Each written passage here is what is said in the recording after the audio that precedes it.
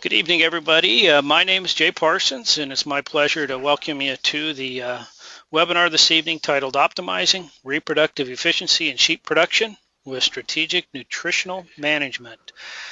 This webinar is being offered in cooperation with the American Sheep Industry Association and the Rebuild the Sheep Inventory Committee, which is part of the ASI's Let's Grow initiative, and they've come to be known as the Let's Grow Committee.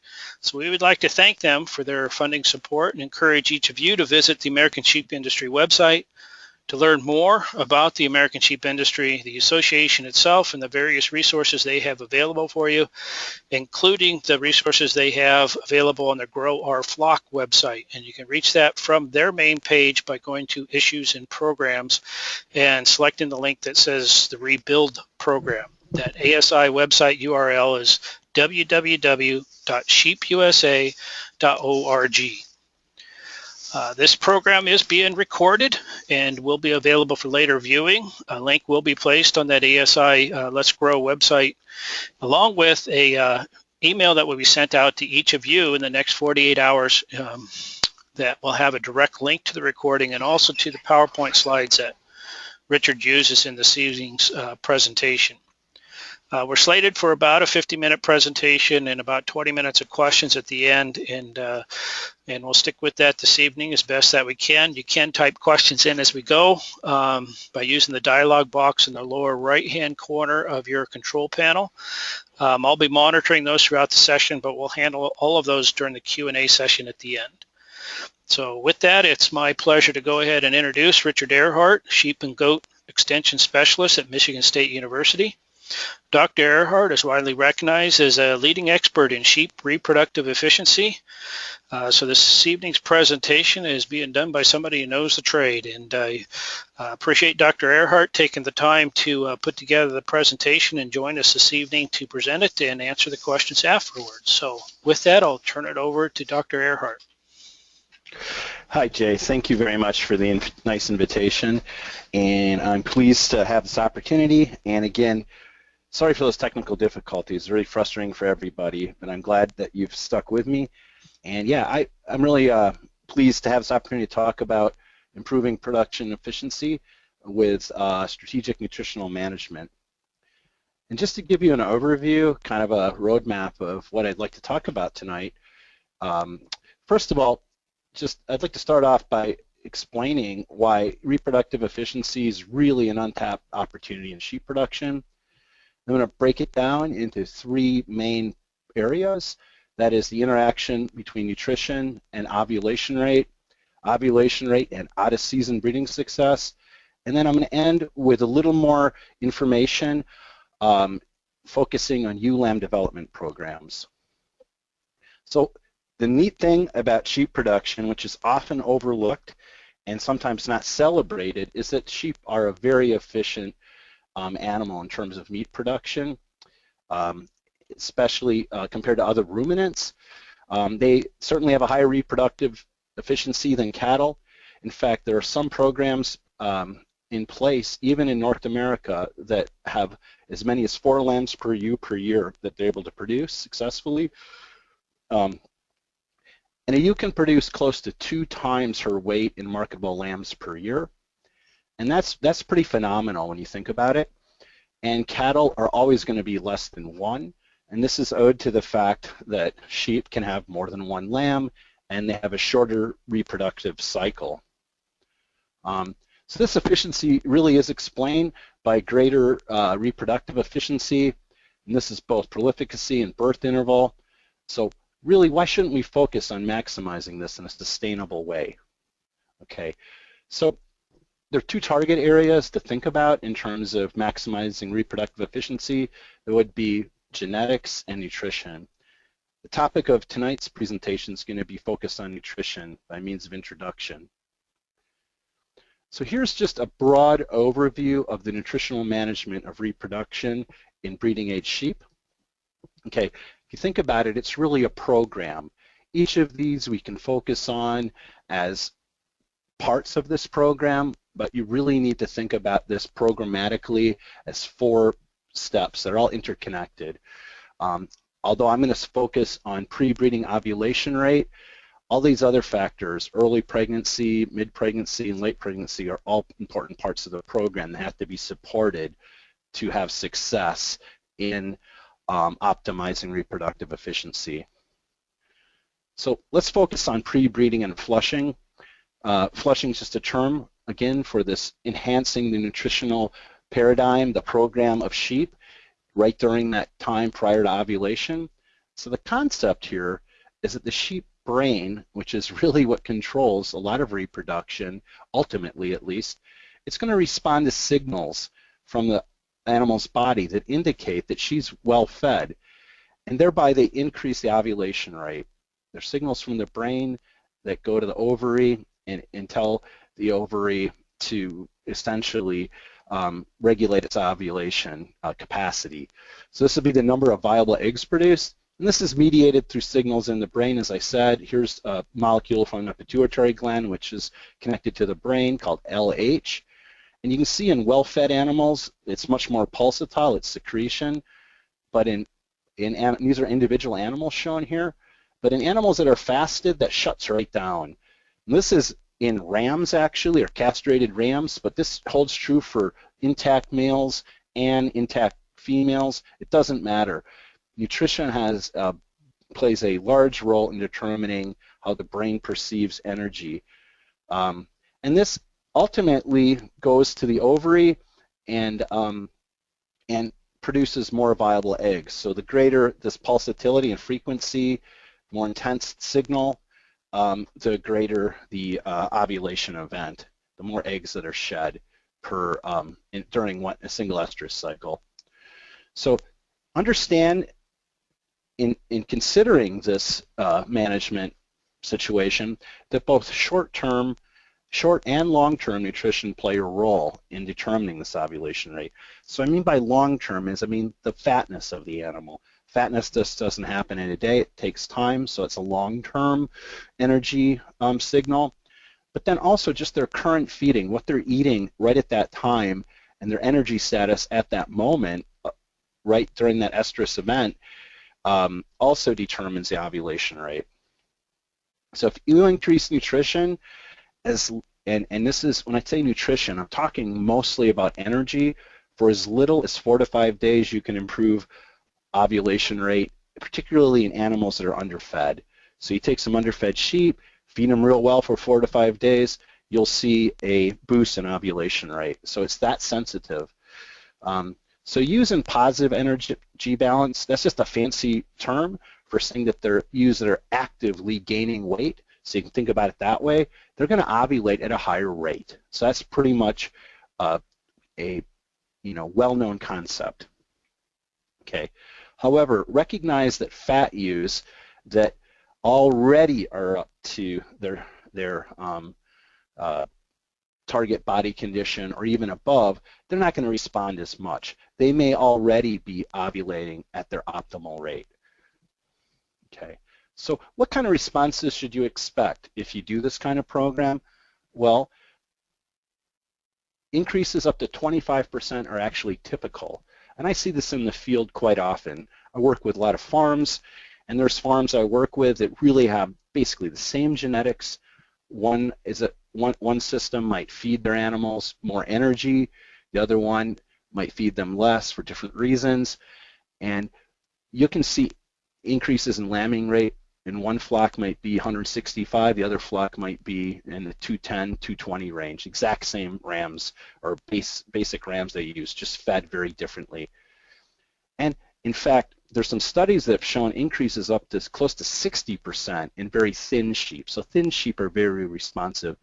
There's a colleague I used to know in actually in South Australia, who did some work to show this, and it was pretty profound. So recognize also, though, that this flushing response is going to be lost if these ewes lose weight or go into negative energy balance. So you don't want to let that happen. You know, you give them this energy boost, they gain this weight, but we want to make sure they don't lose the weight. So once they're bred, we can't let them slide backwards. Otherwise, they're going to lose these embryos that they gained. So right along, again, part of this program with flushing should extend into early pregnancy. You want to make sure that they're at maintenance nutrition. Now, maintenance, again, is that state where they neither gain or lose weight. So you want to make sure that they don't lose weight or maybe gain just a bit more during early pregnancy. Or again, you'll lose this benefit. Okay, so nutritional targets. What you want is a 20% increase in energy intake over maintenance for at least 2 to 4 weeks, okay?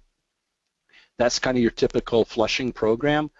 It could be a little higher, but I think, you know, approximately 20% increase over maintenance is a good target. Maybe a better way, though, to monitor it would be in weight gain changes or in body condition scores. That's probably easier. So, you know, sometimes it's hard to regulate energy intake, you know, precisely and know the requirements, but you can just look at the animal's condition score, and you should see them gain about half a condition score unit.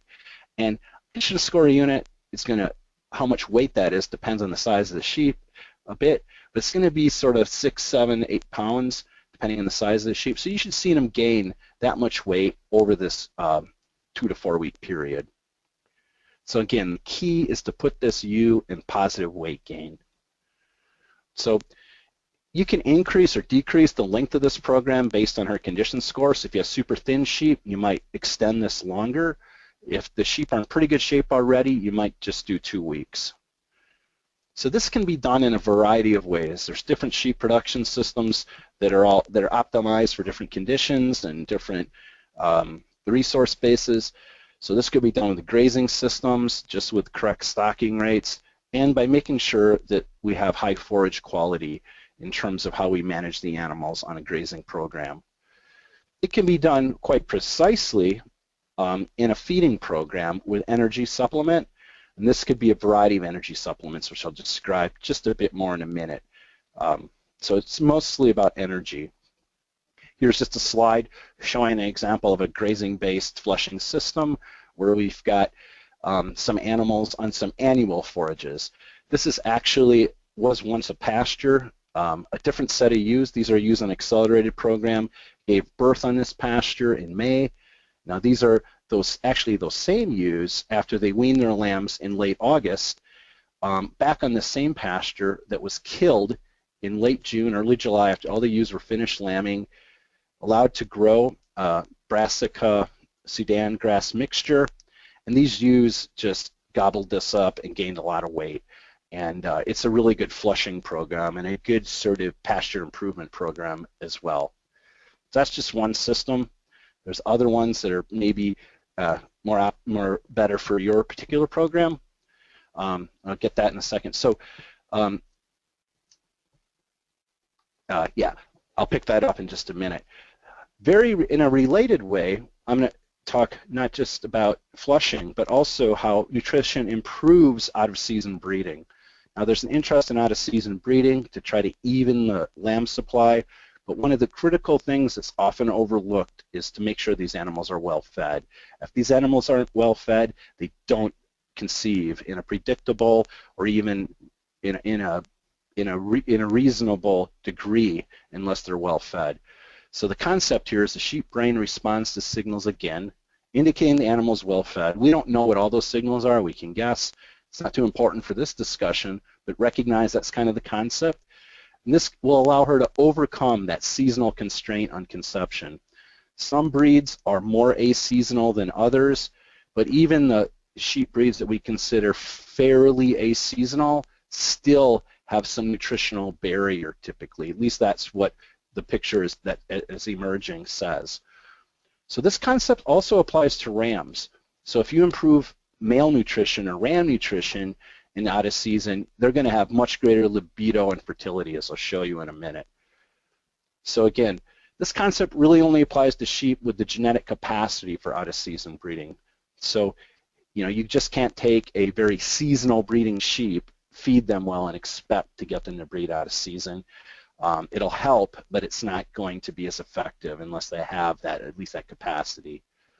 Here's just a study that was done in Australia that looked at this concept, and this was done in rams, and it applies both equally well to ewes. And again, here what they measured here is this thing called LH pulsatility, which you can see here. Oops.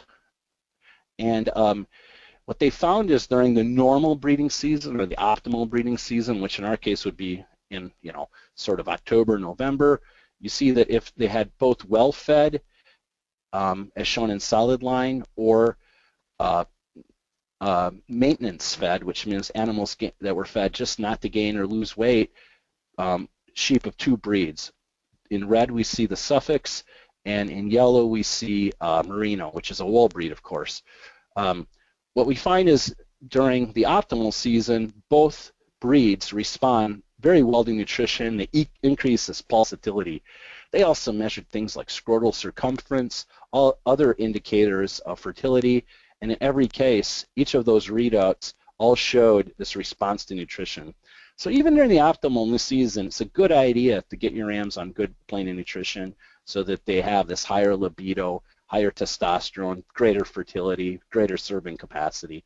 However, during the less optimal season, so in our case that would be spring, when they fed these Suffolk rams a bunch of feed, they simply got fat. They didn't increase their LH pulsatility at all. Their testicular size didn't increase, but those Merino sheep, which are aseasonal sheep, at least they have the genetic capacity for out-of-season breeding if they're well fed, they responded with its increase in pulsatility. So you can see there's a pretty big difference between the spring breeding versus the fall breeding, that these Merinos responded. And that's kind of what we see in a lot of our aseasonal white-faced sheep that we work with. We see they respond to nutrition and they increase their testicular size, and that's an important thing to keep in mind. Here's just some work that I did a while ago now. It was a field study, pretty simple study, where we looked at ewe fertility and lambing percentage during October in 2 commercial flocks. These were really derived from the same genetic base. In fact, the high fertility flock shown here is a flock that was purchased at a bunch of ewe lambs from the low fertility flock. And these animals were, these comparisons were carefully made to account for differences in ages, so they're the same age sheep, same sort of age structure in the flock. But you can see that during this October lambing period, fertility was only 30% in this low fertility group. This high fertility group was really good. It was almost like the normal breeding season. I mean, they had over 90% conception in the spring and lambing in the fall. So that's really excellent. Likewise, the lambing percentage on these low fertility flock was quite low, only 1.3. High fertility flock was over 200%, which is really good for the fall. This is without hormones. This is just natural mating. And so this kind of begs the question, what the heck is the difference between how these animals were managed in this high fertility flock versus the low fertility flock? You know, what accounts for this difference? After all, they're the exact same genetic base, the same rams and the same ewes, pretty much, from the same source flock. So here we have these low fertility and high fertility flock. We looked at body weight here and body condition score here. And you can see that they differed at the beginning of the breeding season. The high fertility flock, the animals were heavier and heavier body condition score too. Not a huge difference. Recognize again, these sheep just gave birth during February, so they're at they just got done weaning their lambs. They're a little bit thin, so their body condition score is only at not quite a 2.5, even for the high fertility flock, but recognize that it's better than the low fertility flock. And the same thing holds for weight as well. At the end of the breeding season, shown here in the pink bars, you can see a pretty big difference. Both flocks gained weight, okay, but their incremental increase was greater in the high fertility flock. So these animals simply were better fed. You know, it's as simple as that. And there were significant differences in an interaction between flock and time, and same with body condition score. These animals improved to almost a condition score of 3.5 at the end of the breeding season. If you don't believe condition scores and think they're somewhat subjective, just take a look at the weights and they say that they tell the same story. So there's a big change in plain nutrition.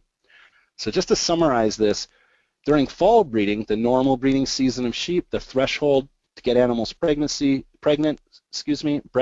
is rather low. Like even skinny ewes will get bred. So we look at the underfed and well-fed flock. We think of maybe their body fatness or whatever that read is of energy status that makes them get bred. We don't know. There's just a bunch of animals. In the well-fed group, they're well above the threshold.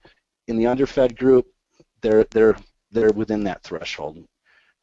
However, during the spring breeding, that threshold goes up, meaning that you have to have these animals better fed so that they get bred. So in the underfed group, not many of these animals get bred because they're not over that threshold.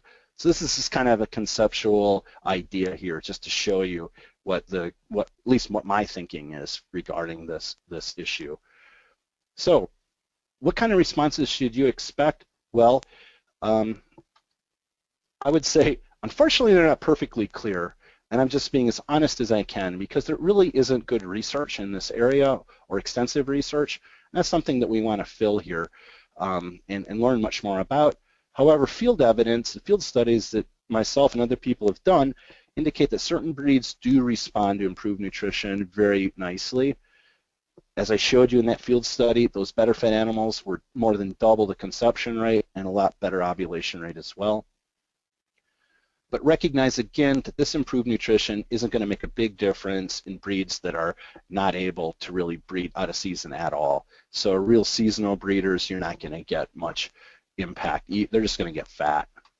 So what kind of targets are we looking at? Well, if we look at males, remember they're half the picture, of course, in terms of getting animals bred. We want to increase their level of nutrition quite a bit. In that study I showed from Australia, I did a little calculation, and it was more than double maintenance. Those animals were fed very well. So I'd recommend at least 1.5 to 2 times maintenance. So you want to get these animals in good shape on this rising plate of nutrition. Now, if you're talking about accelerated systems for out-of-season breeding, the nutritional treatment should begin during late lactation, and you want it to be at least 2.2 times maintenance. That is for ewes raising twins during that late lactation period, towards the end, after peak lactation, day 30 to 60, that late lactation period that we see for meat sheep. And then after late lactation, for accelerated animals, you want to conduct a flushing program, at least 1.4 times maintenance. You want to make sure these animals are well fed. I'd say a little bit more than during the fall breeding season. And if you're doing annual fall production, which some people do, you want to make sure, again, this is about a 30-day flushing period. So you want these animals gaining a fair bit of weight. Here's just a picture of ewes grazing. The neat thing about grazing systems is during spring breeding, you've got this natural spring flush in most of the United States that occurs, so you can take advantage of cheap weight gains by just managing the grazing conditions so that they gain weight by changing the stocking rate, making sure that they're on vegetative grass. And here's just some ewes actively getting chased by 2 rams during the early May breeding period. Another way to do it is to improve their nutrition with a feeding system. Here's a precision TMR being fed to ewes at a large farm, and that's another simple way, or not necessarily simple, but it's simple enough to feed sheep this way. Maybe it takes a lot more infrastructure, but that's another way to do it, and you can be very precise in that kind of system. So in this kind of system where you're formulating diets in a controlled nutrition program indoors, you would want to consider feedstuffs, high energy feedstuffs. You don't need alfalfa necessarily forage. You just need high quality grass. You want to increase their energy. The protein's not so important. Nothing wrong with alfalfa forage. It's just if you can get some better deals on high quality grass hay, that'd be just fine. As long as it's high quality, or haylage. Corn silage is great feed stuff. Sorghum Sudan silage, different kinds of high energy silages work really well. Corn grain, high moisture corn, barley, what have you. The main focus here again is on energy. It doesn't have to be real expensive forage because we're not feeding lactating dairy cows. Remember, we're just trying to get these ewes increasing their energy status. We can reserve these high protein feeds, which are typically more expensive for lactation in sheep, and maybe these moderate protein feeds for late pregnancy. This is a time where protein is not so important, but energy really is. Flushing diets Also make good diets for replacement ewe lambs, which I'll talk about next. The target protein for these types of diets might be around 11%. I mean, it's not going to hurt if you feed more, but it might be sort of a waste of money. So you don't really have to buy expensive protein supplements to have an efficient flushing program. Okay, so the next chapter I wanted to talk about, and I've covered flushing in sheep, and now I talked about flushing and improving nutrition during the out of season. I'm going to talk about ewe lamb development next because that is an important nutritional program as well.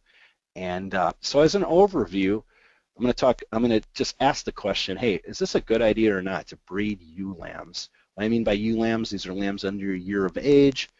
And you know, is this a reasonable thing? Because it's somewhat a debatable point in some producers' minds, and for various reasons. I'm going to talk about some of the factors that determine when these animals reach puberty. Then finally, talk about some practical guidelines for replacement females, how to develop them, and what sort of development program to follow.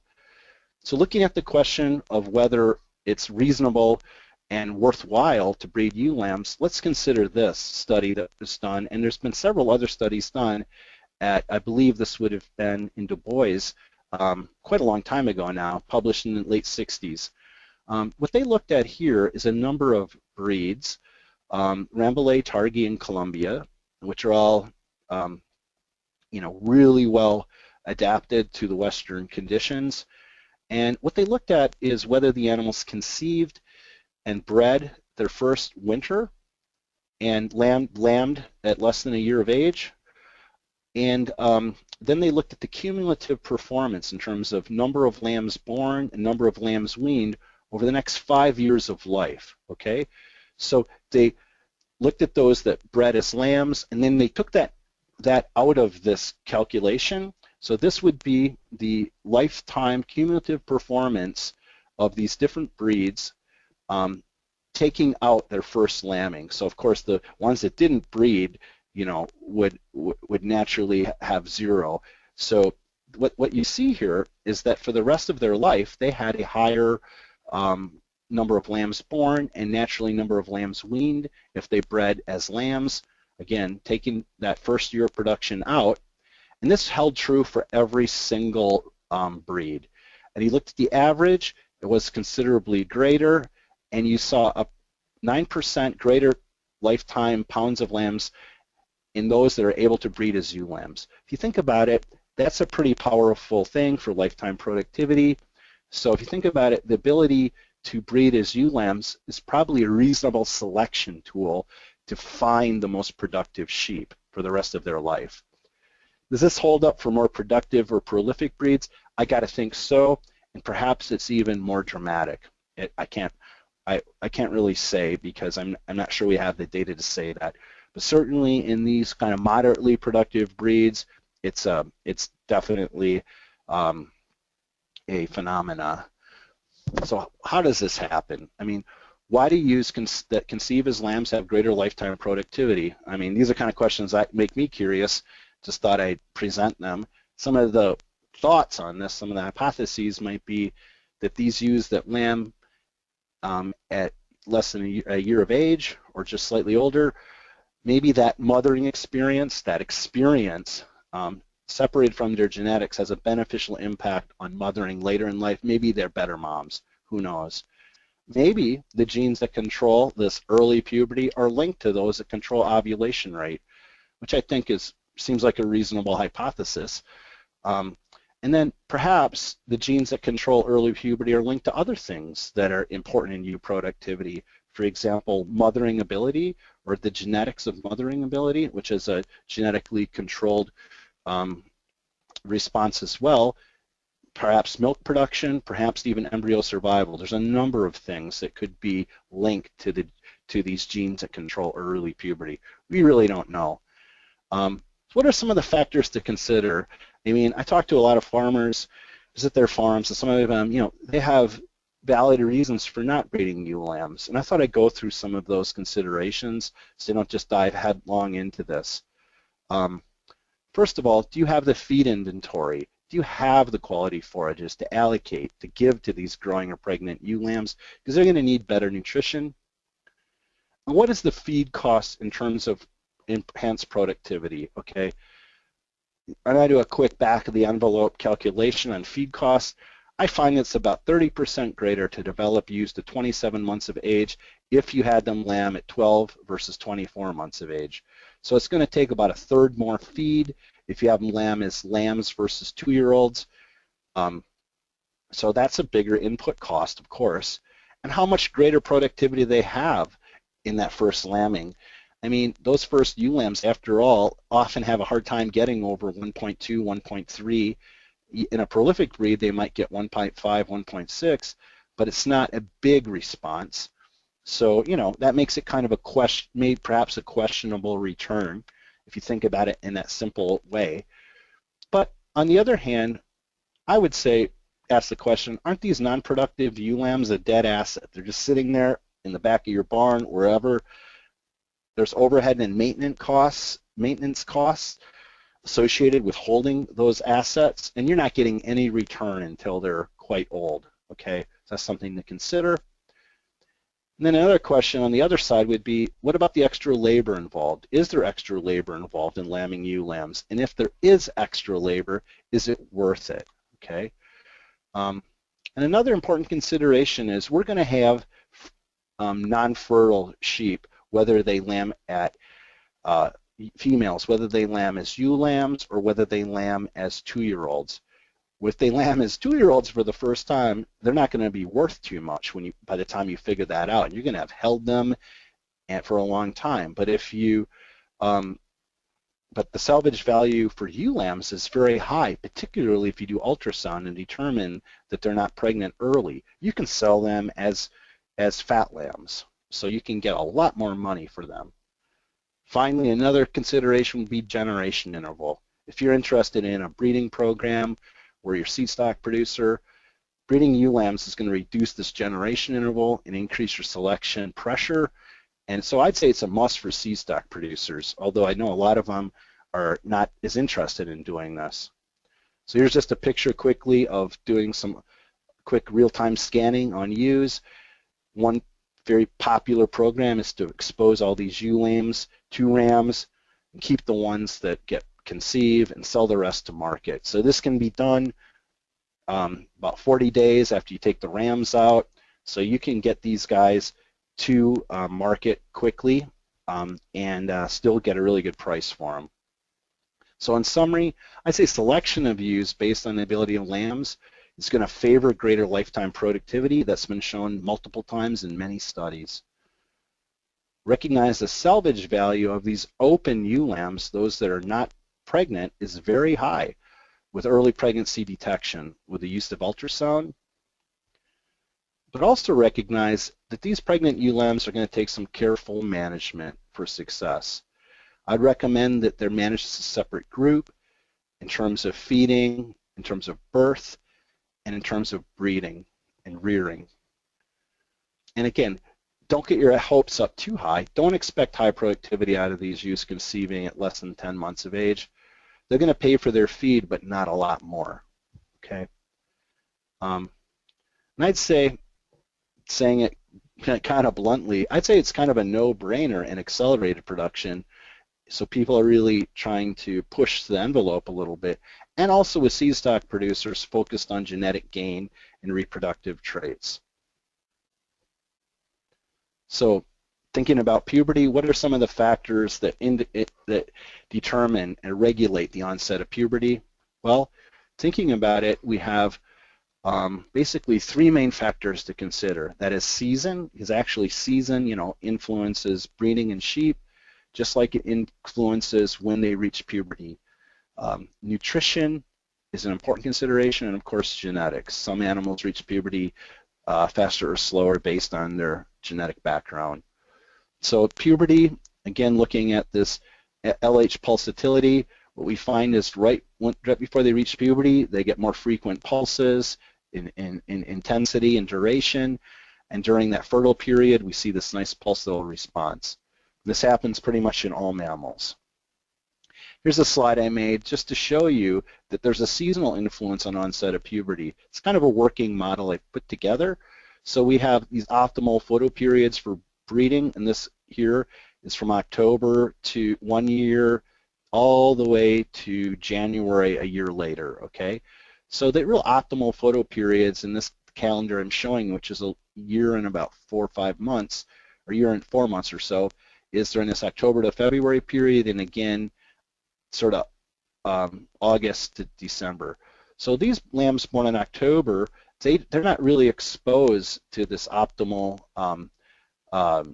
photo period for puberty. When they hit puberty, it often takes them until they're about 270 days of age till they really hit puberty.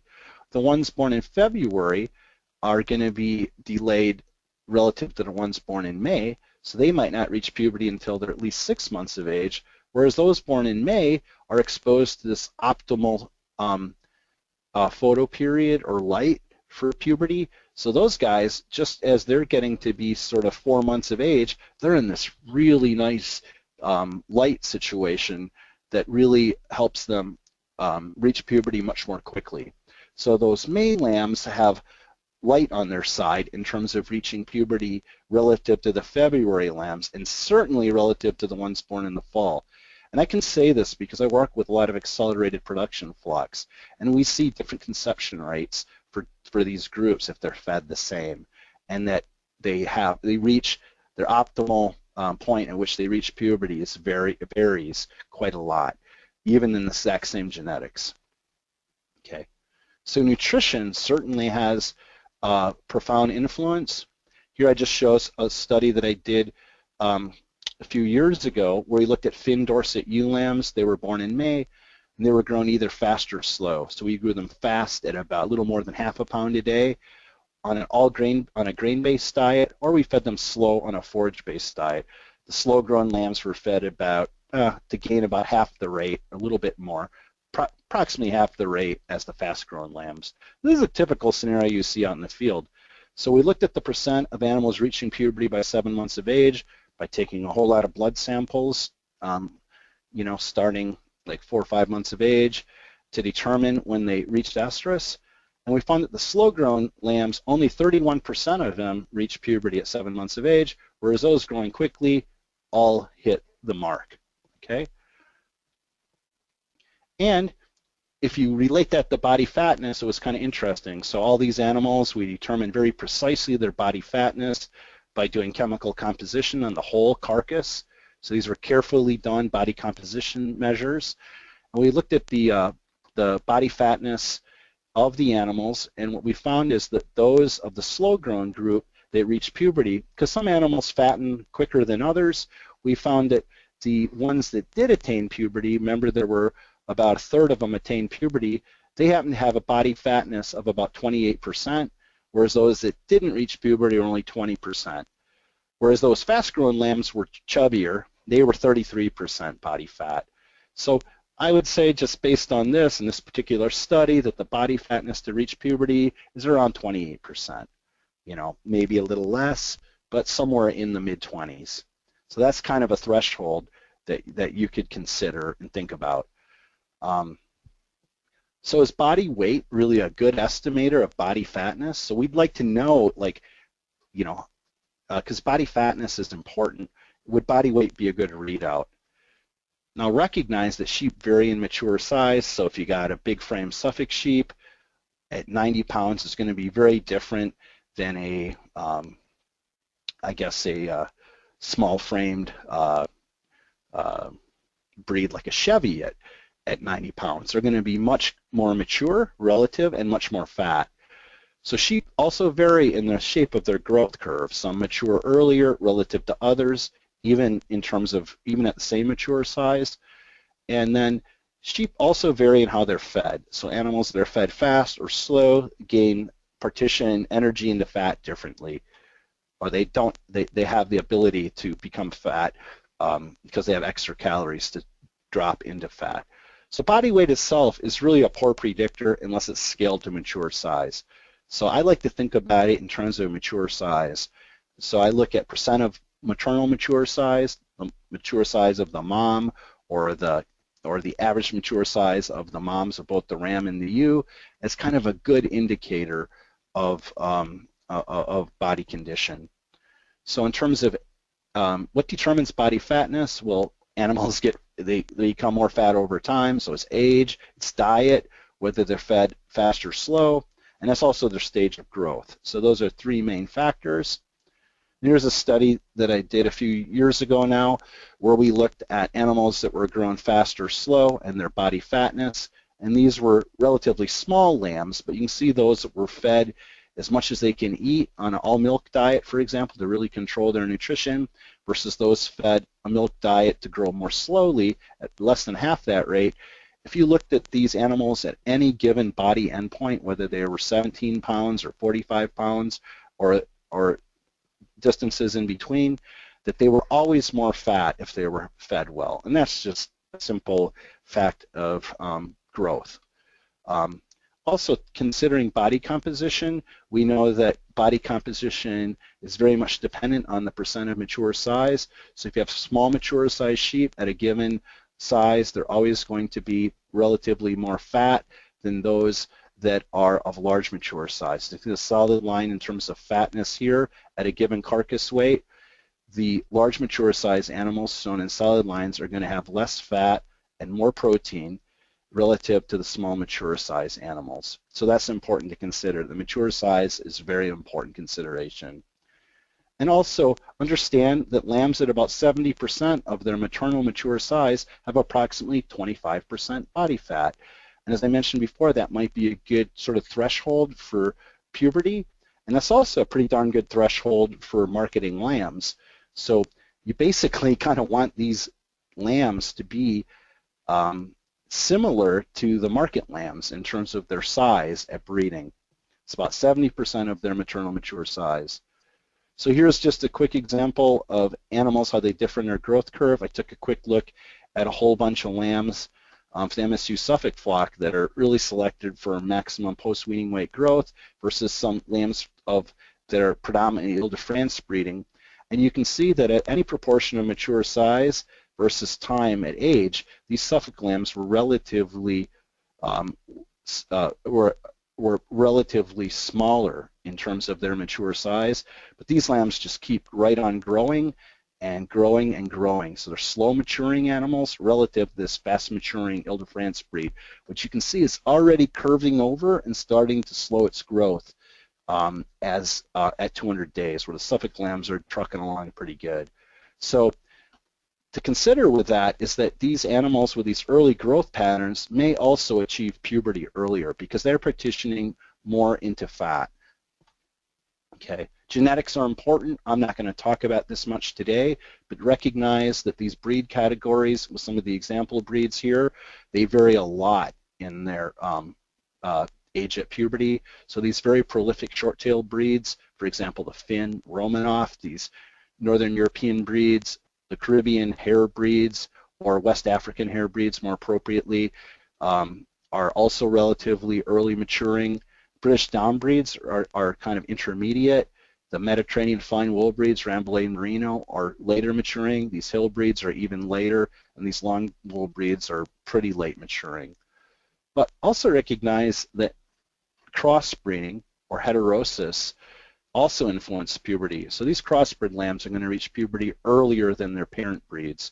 So for example, if you take a Dorset and you cross it with a Finn sheep, you're actually going to have a sheep that is probably closer to Finn in terms of its age at puberty than Dorset, because you get this bonus in terms of hybrid vigor that favors earlier puberty. So heterosis has an important impact on puberty as well. Okay, so some of the guidelines I would suggest for developing ewes would be season of birth, genetics, and rate of growth are key variables. Ewe lambs during late spring have the least seasonal barrier to reach puberty and reach puberty the fastest if everything else is the same. Now, if you establish a threshold percent of mature maternal body weight, it's going to give you a good sound target to shoot for in getting these ewe lambs bred, but it might take some adjustments according to when the lambs were born and their genetic background. So I'm going to go through some examples as we wrap this up. Here's just, I would recommend as a base recommendation to breed at a target of about 70% of mature size to optimize this conception rate. And this would be for these February born non-prolific sheep. Okay, let's just say maybe a down breed, for example. So here's just an example of ewe weight, maternal average weight, and this ewe lamb target weight. So you got a bigger ewe, 108 or 200 pound ewe. You want a 140 pound lamb at breeding, where you got a more moderate size ewe, 160 pound ewe, might only be 110, 112 pounds. But this will be adjusted. So here's some adjustment factors. Now this is just kind of a working model. I'm giving this as kind of a working guideline. I can't really say I've done research to validate all of this, but it would be just a reasonable starting point. So we look at their season of birth. If they're born later in the spring, they can be smaller. And if they're born even later in the spring, they can be 6% smaller yet. So I could breed these at 64% of mature size and these at 67. Now, if they have genetics that are more favorable for early puberty, like Finn Romanoff cross at 25%, I would subtract 3% more. And if they're Finn Romanoff at 50%, I'd subtract another 6%. So they could be considerably smaller and get bred if they're bred, for example, late in the season, have a lot of this prolific breeding. So let's consider a scenario. Let's say we have 3/8% Finn ewe lambs with a maternal weight of 170 pounds. We're going to try to optimize this target breeding weight. Let's say their lambs are born in February. We wanted a lamb at 12 months of age. We take about 4.5% because it's 3/8. It's right between 1/4 and 1/2 for this Finn genetics. So it'd be about 65.5% of 170 pounds. Our target's going to be 111 pounds at breeding for these sheep. Let's say we have their contemporaries, lambs from the same flock, but they're born in May, a different period of birth, and we want them to lamb at 12 months of age. We'd adjust for the Finn genetics again, but we take another adjustment because they're in that more optimal photo period. So in this case, they're in this awesome, most optimal photo period for reaching puberty. So these guys would breed at 101 pounds. And in practice, this really does hold pretty true in the field, what we see. So further considerations would be, it might be wise actually to breed fall and these early season lambs a bit older, so that they lamb at 14 to 16 months of age instead of 12 months.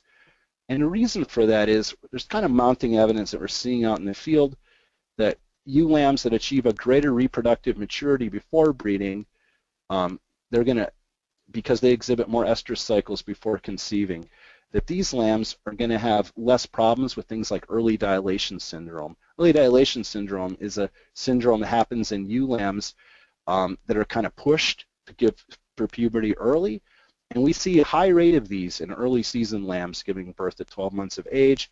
However, it largely disappears with the same sheep if they're delayed to lamb for the first time at 14 to 16 months of age. Okay. Again, if they're born late in the season, we don't see hardly any of this at 12 months of age, but if they're born early, we do. Lower percent mature size breeding thresholds can be used, but expect the conception rate to drop. So go ahead and breed those at 10% less than you think that I'm suggesting, but recognize that you're not going to have the same conception rate. And if that's okay, like you can still sell those lambs to market, and you really want to be more stringent in your selection, you know, don't push them as hard, but recognize you might be disappointed. So if you're trying to get 90% of them to conceive, you're not. You might get like 60, 70%. So what we find is a 10 to 15 pound weight difference, for example, it's going to decrease conception maybe as much as 30%, and many different scenarios I've seen in the field. Breeding ewe lambs as a separate mating group with higher ram coverage is important because they just don't show estrus quite as clearly. So I might put them at 3% for ewe lambs, so that'd be 1 ram to 33 ewes as compared to 2% maybe for mature ewes. So you want to increase the ram coverage a bit. And another thing, which might seem heretical to some, but lambing ewe lambs on pasture might seem like a silly idea, but if properly managed, and I've seen this a number of times, the lower human pressure may have improved maternal bonding. And so that can actually work pretty well if done really carefully. Finally, just a couple things to consider. Is there a penalty for growing ewe lambs too fast, other than it's kind of expensive, okay? Now, if we think about the world of dairy nutrition, which we know a whole lot more about than sheep nutrition, it's been considered for a long time that that heifers growing fast aren't going to have the same man ray development, and therefore they have lower milk production in their first lactation. So does that apply to sheep? Well, recent evidence indicates that this really isn't necessarily the case so much. It's mostly related to age, so the ones that are growing more slowly are just older, and that's why they have more mammary development and milk better. It's not related to body fatness. Just these fast-growing heifers are younger at mating than those growing more slowly, so it's mostly a fact of age. And in sheep, however, thinking about it, both age and season are likely important for mammary development. But milk production is often not a limiting factor because these ewe lambs generally have lower lambing rates and usually have enough milk for their lambs, so it's not such a big deal. But overly fat ewe lambs, on the other hand, making them really fat is going to be expensive, and they may be more prone to both rectal and vaginal prolapse. And that's just kind of a picture that we see in the field. So I'll summarize these ewe lamb development programs. So ewe lambs, they're able to conceive as lambs, are going to have a higher lifetime production. That's pretty well established. The ability to lamb during year one, it can be a practical selection tool. With any open ewe lambs, you can identify early with ultrasound. You can sell those lambs to market when they're still worth money, good amount of money.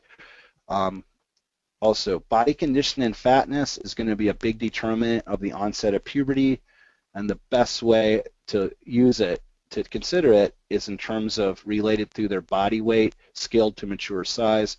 So using that percent mature size is a good predictor of when to breed ewe lambs. So I'd say for many breeds it's going to be in the 60 to 75% of mature size sort of scale, depending on their age and when they're born, or their breed and when they're born, excuse me. Prolific genetics are going to reach, like the Finn and Romanoff, high percentage, are going to reach puberty a lot earlier than other breeds. And again, the season of birth has a big impact on reproduction and onset of puberty. You need to consider that when developing ewe lamb rearing programs. Ewe lambs bred as lambs, just in terms of their management, should be separated during the breeding period, pregnancy and lactation for best outcome. Now, there's no rule that says you have to do that. I'm just saying that in the field what we see is that you get a difference, you get a better outcome when you keep them separate in terms of conception, pregnancy management, because they're not as competitive at the feed bunk, and lactation likewise. So thinking about kind of a real big overall summary on this talk, this is approaching close to 50 minutes here, is that planning nutrition, or how much their level of nutrition, has a big impact on ovulation rate, as I've talked about, conception, particularly out of season, whether they breed or not, and age of puberty. And management of feed resource availability to meet targets is going to differ. In grazing-based systems, we're going to be more worried about managing stocking rate, forage availability, and quality. Now, this is really a subject of another talk, but those would be the variables. It's possible to alter their nutrition really nicely by good grazing management. Or in a feeding-based program, which we see a good number of these programs in modern sheep production as well in North America, management of the forage and concentrate inventory is going to be really important in optimizing reproductive efficiency. So anyhow, that's pretty much my discussion for this evening. And I know I went through some of it a bit quickly because it was getting a bit late here. But I'm glad to entertain a few questions if Jay is still online, I'm sure. Yes. And here's my contact information, likewise, if you'd like to follow up with any particular questions. Okay, thank you, Richard, for both a very nice presentation, but also all the neat information that it contained in there. A lot of things to pay attention to. We do have some questions popping in, and I'm going to go through those fairly quickly as they come in. Once again, for our attendees, you can ask questions by typing them into the question box in the lower right-hand side of your viewing panel over there, your control panel. You can also ask questions directly with Richard if you'd like by raising your hand, and there should be a hand icon up in the upper left part of your control panel, and if you click that, I will see it and unmute your microphone and allow you to talk directly with Richard. So go ahead and type in your questions or raise your hand if you have questions and would like to ask him directly. We did have a question come in fairly early when you were talking about out of season sheep versus optimal, and they were asked specifically about Icelandics, if I can pronounce here. Are Icelandics optimal or out of season sheep? You know, you kind of stumped me there, actually. I'm not aware of information on Icelandic sheep. You know, and it's sort of hard to predict because there are some sheep that are from the northern climes that are fairly aseasonal if they're carefully selected. Like, for example, the Finn and Romanov, they're pretty far north. They're fairly aseasonal.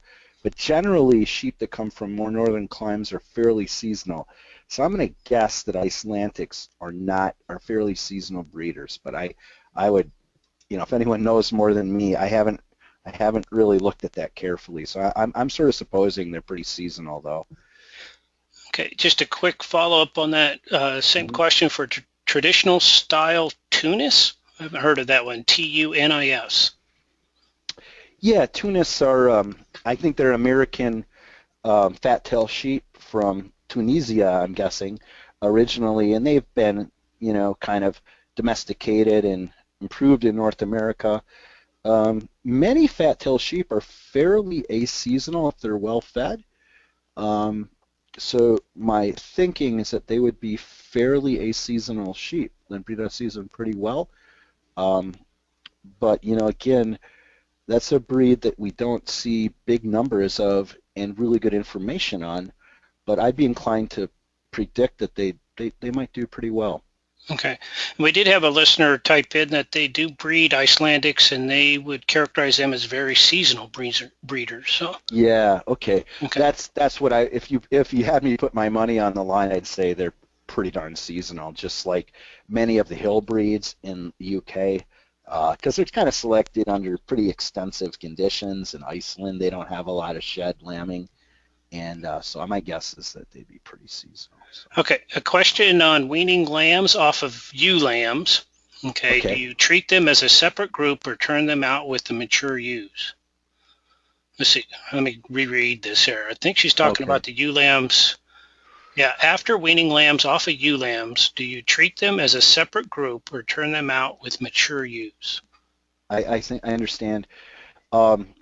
Yeah, so I described how I would say that is a pretty critical time for them to recover because, you know, they're going to be fairly thin and they need some recovery because they're still actively growing.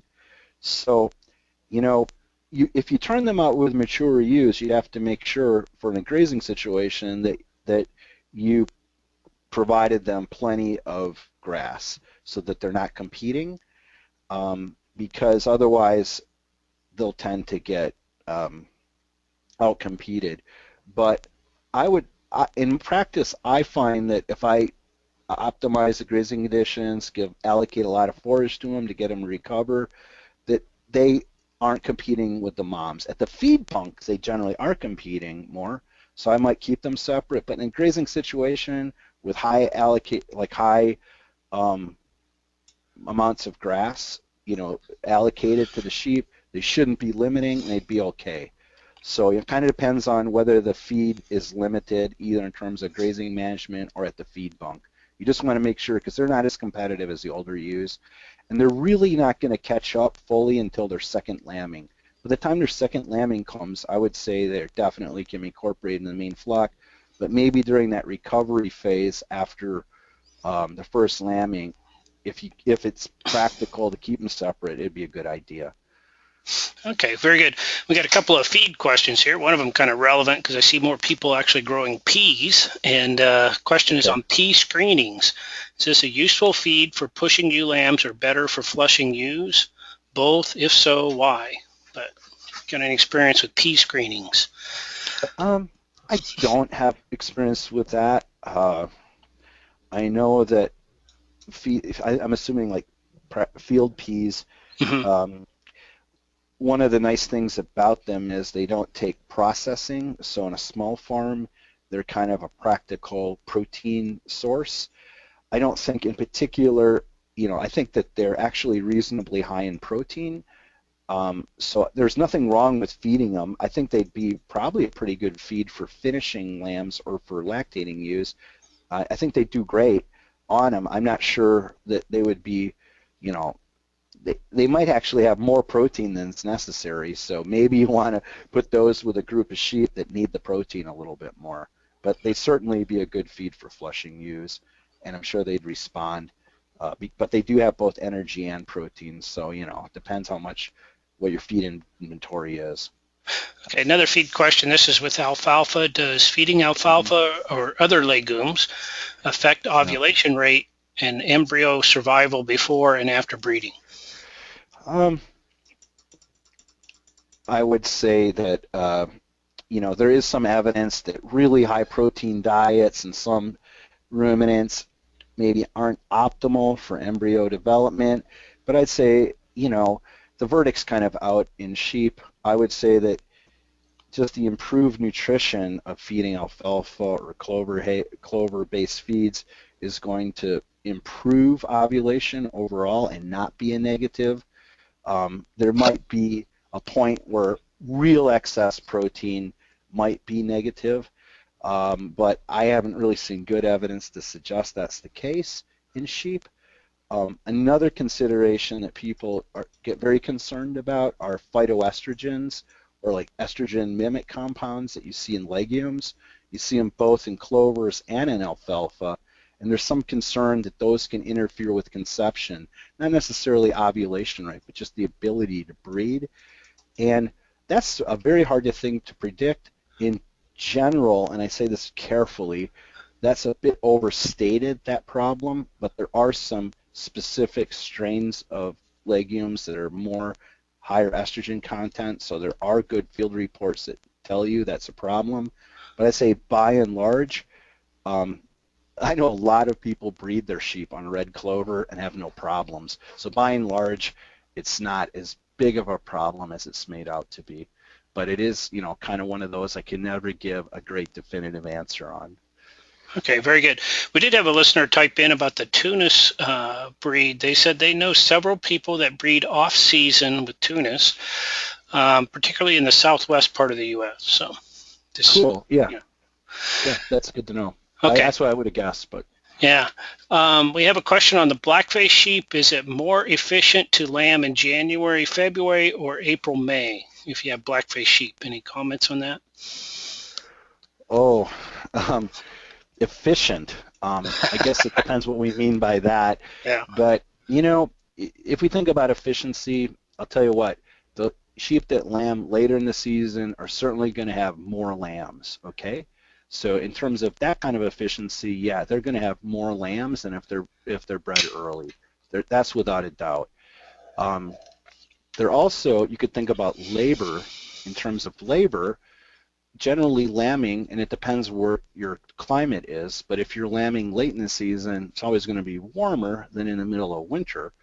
I live in Michigan. Lambing in the middle of winter is a lot more work and a lot more labor at birth. Lambs, succumb to hypothermia, so all those things are much more of a problem. So I'd say there's much more efficient to lamb sheep late, but on the other hand, you have to consider your markets as well. So some people might argue that with some blackface sheep, that if their market is, for example, to sell lambs to the fair, well, lambing late in the season is just not going to cut it necessarily, because the fair season might be, not at that time.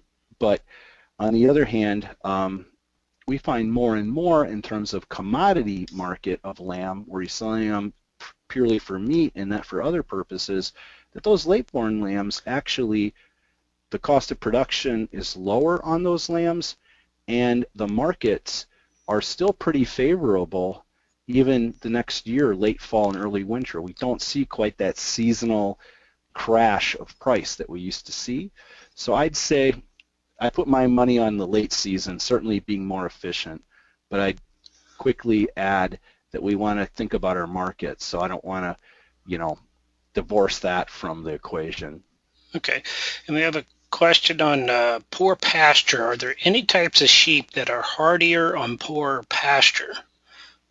All right. Yep. That's a question we get fairly often.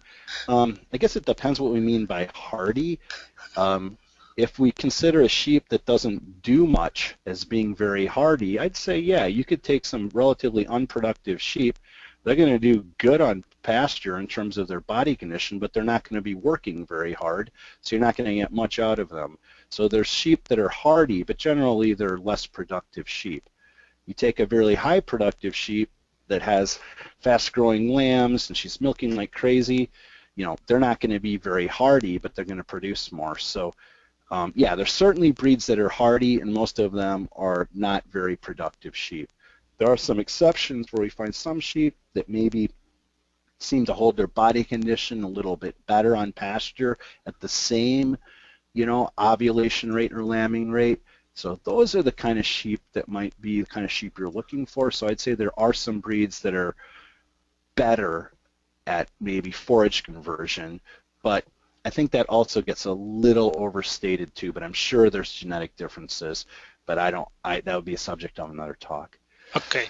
We do have one listener with his hand up, so I'm going to go to him next, and Sure. then I come back with a couple of questions, one on before breeding nutrition and one after. Dennis, are you out there? I'm going to go ahead and unmute your microphone. Dennis, are you there?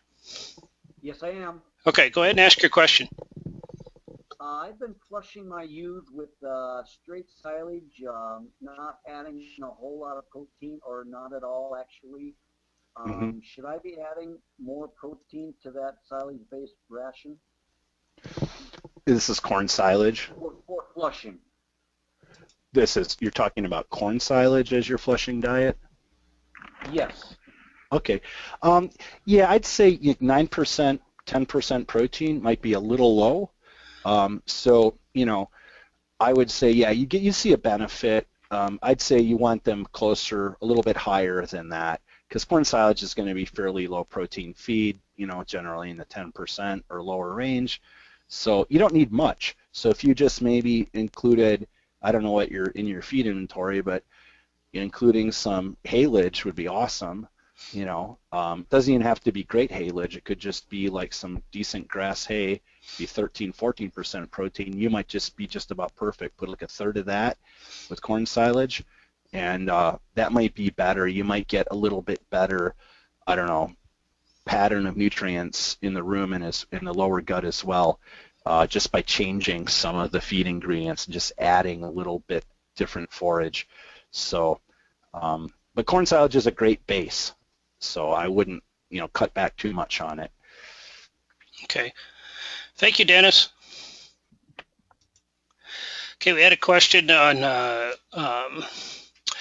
after you've weaned the lambs, how does one manage to dry up ewes and keep them in gaining condition for rebreeding in an accelerated lambing program? It's a great question. It's an important consideration because, yeah, you're trying to dry these ewes up and not have them lose weight, and that's a tricky balance. In practice, what we do is when they get to be about 60 days of lactation, their milk production is going down. But what I would do is I would reduce their energy, like take the energy out of their diet largely for about 4 days, maybe give or take a day or two. That'll decrease their milk production, and about that time the lambs are eating a lot of creep feed, so the lambs will compensate and start adjusting the feed. So you're cutting back, and then once you turn off the faucet in terms of milk at weaning, the ewes don't have the same energy requirements anymore. and just kind of holding them on that same diet for maybe 3 or 4 more days. So this diet, this kind of lower energy diet, taking away the corn grain, for example, out of the diet, or maybe reducing the energy concentration by taking a little corn silage out, putting a little lower energy haylage in, whatever ways you have to accomplish that would be good for sort of a 4-day before, maybe 4-day after. Then you just gradually add that back in 3 or 4 days and bring them back up to energy. So these ewes are going to have pretty swollen udders, so we want to make sure that we bed them really well. And we find that if we do that, we don't see a huge increase in mastitis. In fact, I don't see a big difference in mastitis compared to those really intense feed and water restriction programs that you see. So, you know, it is an important balance. So we can just reduce energy for sort of 6-7 days, right? Wean them right in the middle of that, and then get them back on feed. And they're back on feed for 3 weeks. Then approximately, they get bred. They've usually gained a whole lot of weight because you turned off that faucet for milk, and so all that extra nutrients they're consuming are going back on their back again. Okay, we had a question asking if you had any grass species recommendation to add energy for flushing if you're limited to just grass-fed in terms of what you have available. Well, species are part of it, but probably as important as any is how the grass is managed, of course. So if it's managed, grazed, well, it's, you know, what they call phase 2 growth, where it's really vegetative, actively growing. It's going to be much higher in energy, but there are differences in cool season grass a bit, or at least in pastures. Like this picture here, I have basically an orchard grass tall fescue pasture. This isn't really the most awesome energy pasture, and I've been experimenting, not really experimenting, it's nothing new, but been feeding them some ryegrass clover pastures, which do pretty well in our area, but they're not quite as tough as nails as this pasture shown in this picture. Those are better species, certainly. We get much higher gains in terms of lamb growth and much bigger increases in, you know, body weight gain in flushing ewes. So using those higher energy grasses that are just a little more succulent, like more of a ryegrass base, also helps. But some of it's grazing management and some of it's species, having a little more legume content. Okay, very good. We got time for just 2 or 3 more questions, and I'll ask you a quick one since you brought up your picture here. We had a reader or a listener ask what breed of sheep we're looking at there. Oh, all right. These are just Heinz 57 sheep. They're crossbred sheep. They're my own sheep, okay? I call them Earhart Specials.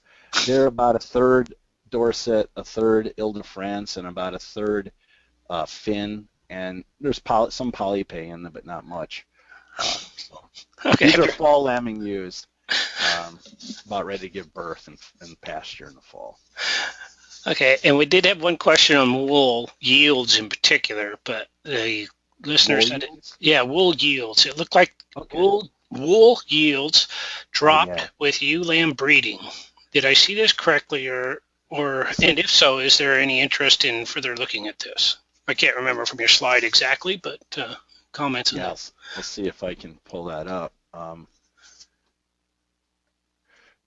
Someone was paying close attention to the slides. That's awesome.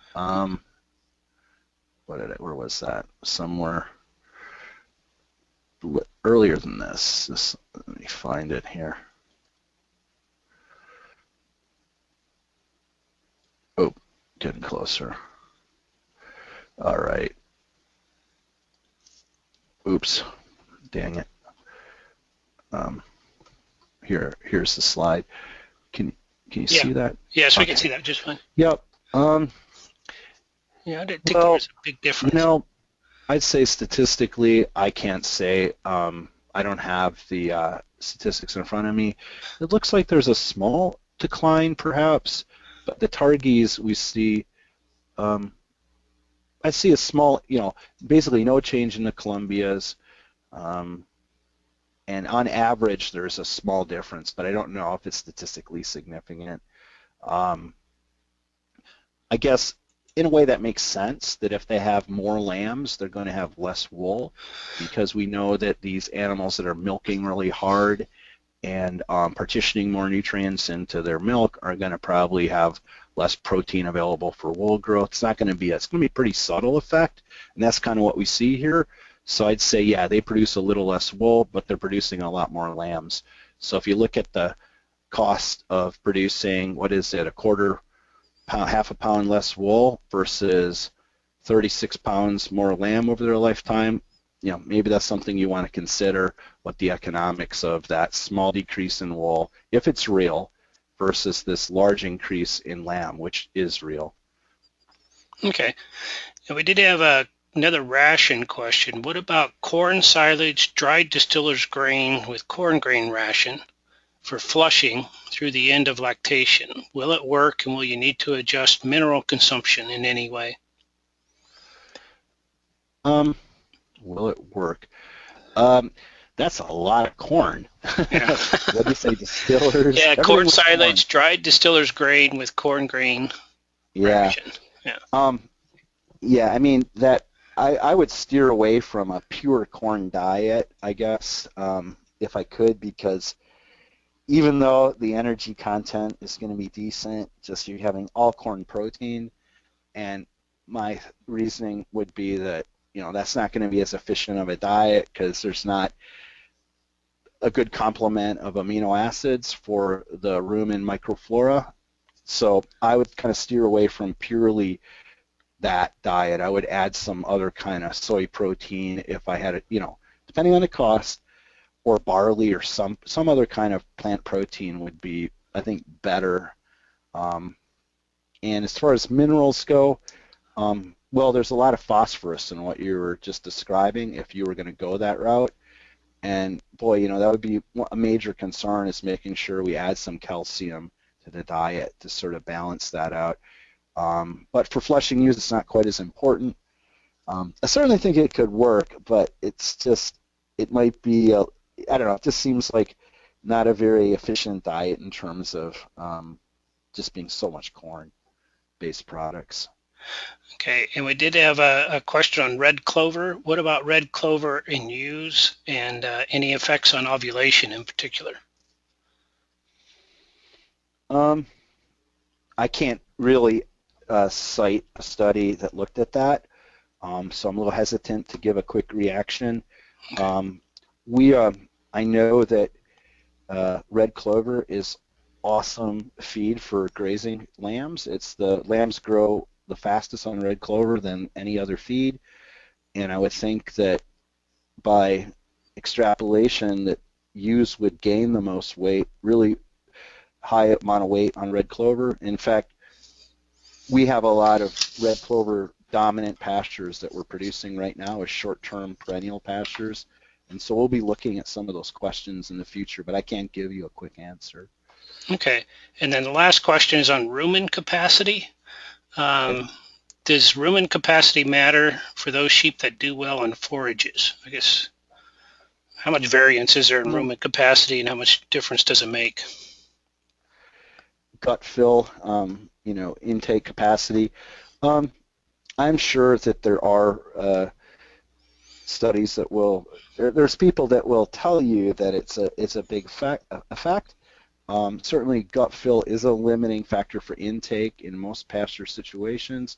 However, generally the more significant impact on intake is just forage availability. So it isn't necessarily their gut being too small, it's the ability of that sheep to, just like a dairy cow, to get as big of a bite, every bite it takes, get the most forage possible. So if you increase the forage per bite by having a really dense stand, so they don't have to run all over Kansas trying to, fill their gut, that makes the biggest difference. So I would think about it more that way, although I would say that there are animals that maybe do differ in their gastrointestinal capacity, but I'm hesitant to make a big deal about it. Like these sheep right here you see in this picture do seem to be high volume sheep. Perhaps they have more capacity, but that's sort of anecdotal. I can't really prove that makes a big difference. But certainly forage availability, having a very dense stand, and having a very fertile stand makes a big difference in terms of how much feed they can eat on pasture. Okay, very good. Thank you, Richard, for a nice presentation and also for answering all those questions that came in. And thank you to all of our listeners for attending tonight and asking good questions. We really appreciate that. And of course, thank you to ASI and the Rebuild the Sheep Inventory Committee and the Let's Grow Initiative for providing funding for these webinars. This webinar is being recorded, and that recording will be posted. And all of you that registered for this webinar will receive a follow-up email with a link to that recording, along with a link to view Richard's slides if you so choose. We do have a couple of other webinars scheduled coming up later on this summer and early fall. On August 25th, Dr. Dave Notter of Virginia Tech University will be joining us to discuss developing and using breeding objectives. And on September 22nd, Dr. Bob Van Zon of Penn State University will be joining us to discuss the issue of supplementation. So keep those on your calendar. It'll be pretty much the same time, same place, and we'll be sending out invites to those as those dates draw nearer. So once again, thank you, Richard, for a great job this evening, and thanks everybody for attending. This is Jay Parsons bidding everybody a good evening. Thank you. Thank you.